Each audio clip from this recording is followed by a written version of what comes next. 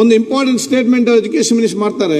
ಮಾನ್ಯ ಸಭಾಧ್ಯಕ್ಷ ಧನ್ಯವಾದಗಳು. ಮಾನ್ಯ ಸಭಾಧ್ಯಕ್ಷ ಧನ್ಯವಾದಗಳು. ಏನು ಅಂತ ಹೇಳಿದ್ರೆ, ಈ 1ನೇ ಕ್ಲಾಸಿಗೆ ಅಡ್ಮಿಷನ್ಗೆ ಮಕ್ಕಳಿಗೆ 6 ವರ್ಷದ ಒಂದು ಇತಿಮಿತಿ ಏನಿದೆ ಅದನ್ನ ಸಡಿಲ ಮಾಡ್ತಕ್ಕಂಥದ್ದು ಕೆಲವರು ತಾಯಂದ್ರು ಮತ್ತೆ ಅವ್ರ ಪೇರೆಂಟ್ಸ್ ಎಲ್ಲ ಸಾಕಷ್ಟು ಎಲ್ಲಾ ಕಡೆನೂ ಓಡಾಡ್ತಾ ಇದ್ದಾರೆ. ಮತ್ತೆ ನನಗೂ ಕೂಡ ಮನವಿಯನ್ನು ಮಾಡಿದ್ದಾರೆ. ಅವರು ಸ್ವಲ್ಪ ಗಾಬರಿಯಲ್ಲೂ ಕೂಡ ಇದ್ದಾರೆ. ಅದಕ್ಕೆ ಈ ಅವಕಾಶವನ್ನ ಕೊಟ್ಟಿರೋದ್ರಿಂದ ಒಂದು ಮಾತನ್ನ ಹೇಳಲಿಕ್ಕೆ ಇಷ್ಟಪಡ್ತೀನಿ. ಕರ್ನಾಟಕ ಶಿಕ್ಷಣ ಕಾಯ್ದೆ 1993 ಅಧ್ಯಾಯ 3 ಸೆಕ್ಷನ್ 20 ಮಕ್ಕಳನ್ನು 1ನೇ ತರಗತಿಗೆ ದಾಖಲಾತಿ ಮಾಡುವ ಸಂಬಂಧ 60 ದಿನಗಳ ವಿನಾಯಿತಿಯನ್ನು ನೀಡಲಾಗಿರುತ್ತದೆ.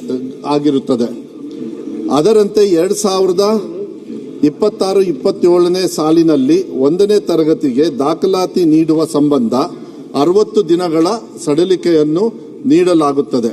ಹಾಗೂ ಈ ಸಂಬಂಧ ದಾಖಲಾತಿ ತಂತ್ರಾಂಶದಲ್ಲಿಯೂ ಸಹ ಬದಲಾವಣೆ ಮಾಡಲಾಗುವುದು ಎಂಬ ಮಾಹಿತಿಯನ್ನು ಸದನ ಗಮನಕ್ಕೆ ತರಲು ಬಯಸುತ್ತೇನೆ. ಆಮೇಲೆ ಇದು LKG UKGಗೂ ಕೂಡ ಅವರಿಗೆ ಅಡ್ಮಿಷನ್ಗೆ ತೊಂದರೆ ಆಗ್ತಾ ಇದೆ.